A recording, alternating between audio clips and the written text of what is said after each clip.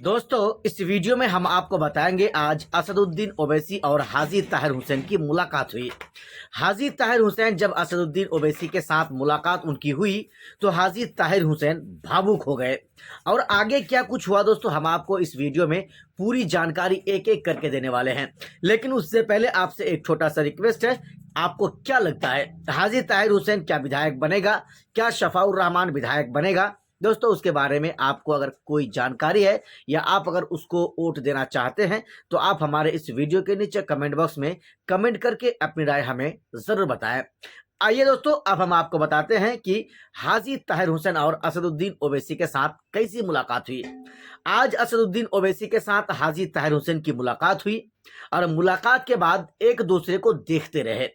असदुद्दीन ओवैसी जो अपने भाषण में इससे पूर्व कह चुके हैं कि हम भी हाजी ताहिर हुसैन को देखना चाहते हैं कि कैसी शख्सियत है वो, कैसा वो शख्स है कि उस पर लोग मर मिटते हैं, वो कैसा शख्स है जिनको बेगुनाह दिल्ली में हुए दंगे के आरोपी बनाया गया, वो कैसा शख्स है जिसके लिए लोग अगर वो जेल के अंदर है तो उसके बावजूद भी लोग उसको इतना ज्यादा मोहब्बत करते हैं। असल में दोस्तों असदुद्दीन ओवैसी और हाजी ताहिर हुसैन की आज मुलाकात हुई दिल्ली के मुस्तफाबाद विधानसभा में। मुस्तफाबाद विधानसभा में आज असदुद्दीन ओवैसी साहब ने एक बार फिर से मुस्तफाबाद विधानसभा के लोगों को संबोधित करने के लिए वो पहुंच चुके हैं। आज मुस्तफाबाद विधानसभा के 33 फुटा रोड ईदगाह में 6 बजे असदुद्दीन ओवैसी साहब का एक बहुत बड़ा जनसभा होने वाला है। सिर्फ असदुद्दीन ओवैसी साहब का ही जनसभा नहीं होने वाला है, बल्कि असदुद्दीन ओवैसी साहब के सामने आज हाजी ताहिर हुसैन अपने दिल की बात को बयां करेंगे, अपने दिल के दुख को बयान करेंगे। वो ये बताएंगे कि पिछले 5 साल में किस तरह से उन्होंने अपनी जिंदगी को तिहाड़ जेल में बिताया, दिल्ली के जेल में बिताया। दोस्तों आज बहुत कुछ ज्यादा होने वाला है। होने वाला इसलिए है, आज 30 जनवरी है, कल 31 है। 3 फरवरी के दिन फिर से हाजी ताहिर हुसैन और शफाउर रहमान को अपना आत्मसमर्पण कर देना होगा, यानी सरेंडर कर देना होगा। उनको फिर से तिहाड़ जेल में चले जाना होगा, अंदर जाना होगा। दोस्तों जिस चीज को मैं आपको बता रहा हूं, असदुद्दीन ओवैसी साहब, ओवैसी महज 2 ही विधानसभा सीटों में अपना उम्मीदवार को उतारा, लेकिन उन तमाम यानी उन दोनों विधानसभाओं में पूरे जी जान लगा चुके हैं दोनों ही उम्मीदवारों को विधायक बनाने के चलते। दोनों उम्मीदवारों को विधायक बनाने की भरपूर कोशिश कर रहे हैं और कोशिश करना भी चाहिए। हालांकि दोनों अभी दिल्ली के तिहाड़ जेल से बाहर हैं, अपने अपने विधानसभा क्षेत्र में आकर लोगों को संबोधित कर रहे हैं, लोगों से मुलाकात कर रहे हैं, पैदल यात्राएं कर रहे हैं, लोगों से दुआएं ले रहे हैं और वोट भी मांग रहे हैं, वोट की अपील भी कर रहे हैं। दोस्तों अगर मैं आपको बताऊं कि हाजी ताहिर हुसैन जब असदुद्दीन ओवैसी साहब से पहली मुलाकात हुई तो वो भावुक हो गए। उस तरह से भावुक हो गए जिस तरह से पूर्व सांसद और पूर्व विधायक सैयद इम्तियाज जलील साहब के साथ मुलाकात करते वक्त वो हुए थे। दोस्तों मैं आपको बताऊं यकीनी तौर पर है, जाहिर सी बात है कि होना ही चाहिए। हाजी ताहिर हुसैन जेल के अंदर सोशल मीडिया यानी कि न्यूज़ के माध्यम से वो देखते थे कि असदुद्दीन ओवैसी साहब हाजी ताहिर हुसैन के लिए क्या कुछ कर रहे हैं। उनसे मिलना भी उनको जो है कहीं ना कहीं उनकी दिली ख्वाहिश थी और वो ख्वाहिश आज उसकी पूरी हो गई है। दोस्तों आइए मैं आपको बता रहा हूं और सुना रहा हूं कि हाजी ताहिर हुसैन क्या कुछ वो कह रहे हैं अपने विधानसभा के लोगों के लिए। अपने विधानसभा के लोगों से वो किस तरह से रिक्वेस्ट कर रहे हैं कि आप हमें वोट करें, आप हमें वोट दें, हमें जिताएं, ओवैसी के हाथों को आप मजबूत करें। आइए हम आपको सुनाते हैं हाजी ताहिर हुसैन के इस दर्द भरे पैदल यात्रा को और उसकी जुबान से निकली हुई अल्फाजों को। खरीद लेंगे, आप मानते हैं इस बात को? इसका जवाब क्या है? इसका जवाब है कि 5 तारीख को आपको बताना होगा कि ताहिर हुसैन ना झुका था, ना झुका है, ना झुकेगा इंशाअल्लाह ताला से सत्ता इंशाअल्लाह। हाजी ताहिर हुसैन, हाजी ताहिर हुसैन कौन लगेगी? ताहिर हुसैन आज मुस्तफाबाद का भाई, बेटा या बच्चा या भाई या दोस्त नहीं है। ताहिर हुसैन को पूरे देश में अगर जाना जाता है तो मुस्तफाबाद के नाम से जाना जाता है। अगर मुस्तफाबाद ने ताहिर हुसैन को जिताया, मैं वादा करता हूं, यकीन दिलाता हूं आपको, इसी हिंदुस्तान के अंदर मुस्तफाबाद की अपनी एक छवि होगी, अपनी पहचान होगी, अब नाम होगा, अपना एक काम होगा। जिस तरह से मुस्तफाबाद ताहिर हुसैन को जिताएगा उसी तरह से मुस्तफाबाद के डेवलपमेंट विकास के काम होंगे। बहनों की माओ की जो सम्मान राशि जो भी सरकार तय करेगी उसको जमीन पे लाने का काम ताहिर हुसैन करेगा। स्कूल बनवाने का काम ताहिर हुसैन करेगा, सड़कें बनवाने का काम ताहिर हुसैन करेगा, घर घर तक पानी पहुंचाने का काम ताहिर हुसैन करेगा। वो तमाम काम जो जनता का हक है, जिसके लिए लोग राजनीति में आकर खिदमत करने के लिए आते हैं, वो सब काम ताहिर हुसैन करेगा।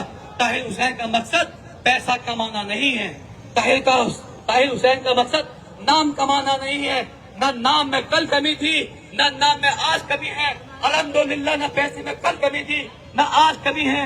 सिर्फ कमी है तो इस बात की है कि जो इज्जत और जिल्लत की जिंदगी जिस वक्त मैंने देखी है, अल्लाह ताला मुझे जिंदगी दे या मौत दे, लेकिन जिद्दत से अच्छी इज्जत की जिंदगी है दोस्तों।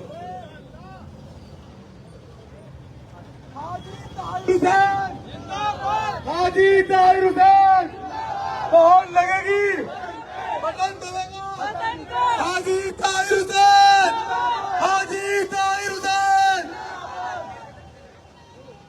बिल्कुल दोस्तों, जब मेरी बर्बादी का परेशानी का पहला साल था तो मैं बड़े अफसोस में था। मैं ये सोचता था कि मैं जिंदगी को आगे कैसे पूरी करूंगा। तमाम तरह के बुरे बुरे ख्याल दिमाग में मेरे आते थे। उस वक्त कोरोना चल रहा था, लॉकडाउन था, मुलाकात बंद थी। ना कोई मुलाकात पे पैसे खाते में डाल सकता था जो 5-7 हजार रुपए में खर्चा वहां कैंटीन से कुछ छोटा मोटा सामान लेके खा ले, चाय पी ले, कुछ कर ले। ना ही मेरे पास पहनने के लिए वो कपड़े थे, क्योंकि मुलाकात बंद थी, इसलिए वो भी सब नहीं मिल पा रहा था। सिर्फ जो कपड़े में पहन के गया था पुलिस रिमांड पे, उसी कपड़े को रात को धोना, सुबह को पहनना। जो खाना आज तक खा रहा हूँ, वही खाना उस वक्त जो जेल में था उसमें भी कटौती थी। सब्जियां कम आती थी, दूध कम आता था, क्योंकि लॉकडाउन होने की वजह से बहुत सारी समस्या थी जेल के अंदर। तो जो खाना अगर 10 किलो सब्जी 100 लोगों के लिए बनती थी, तो वही 10 किलो सब्जी 200 लोगों की बनेगी। तो आप समझ इसमें सब्जी होगी या पानी होगा। ये तमाम चीजें थी जो मैंने 1 साल देखा। मुझे लगा कि जिंदगी तो जी लिए, ये हालात थे, तो मुझे उस पल भी ये लगा था कि शायद आज जिंदगी मेरी खत्म है, मैं मेरा परिवार आज इस तबाही में, बर्बादी में कहीं खत्म न हो जाए। लेकिन अल्लाह का शुक्र अदा करता हूँ कि उस वक्त पुलिस आई, पुलिस ने मुझे निकाला और मुझे वहां से रेस्क्यू के अलग जगह भेजा। और वो एक लंबी दास्ता है, मैं नहीं कहूंगा उस बारे में।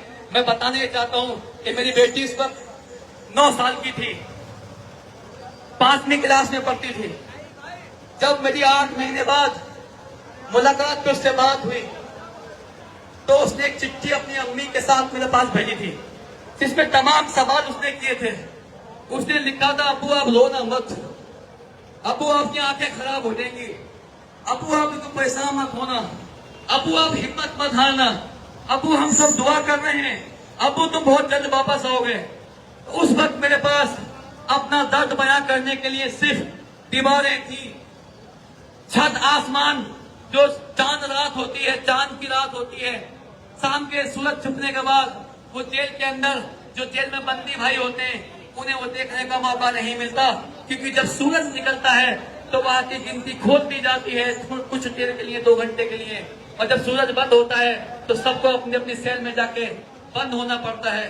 तो उस वक्त मेरे पास अखबार था, कलम थी, प्लेन पेपर थे। मैंने बुजुर्गों के साथ बैठ के, बहुत सारे शायर ऐसे दोस्त हैं मेरे, जिनके साथ में शायरी सुनता था। मुझे कभी मौका नहीं मिला, ना मैं चाहता था, मुझे कभी समझ नहीं आया कि शायरी क्या होती है। लेकिन मैंने जब उस वक्त कलम उठाई, तो जो मेरे अंदर हालात थे, जो दर्द था, जब वो निकल के बाहर आया, कलम के जरिए मैंने पेपर पर लिखना शुरू किया। तो मैंने अपनी बेटी की चिट्ठी निकाली। उस चिट्ठी में जब मैंने देखा कि मेरी बेटी मुझे हौसला दे रही है, मुझे हिम्मत दे रही है, तो मैंने लिखा था कि दरवाजे पर नजर है उसकी, इंतजार मेरा वो करती है।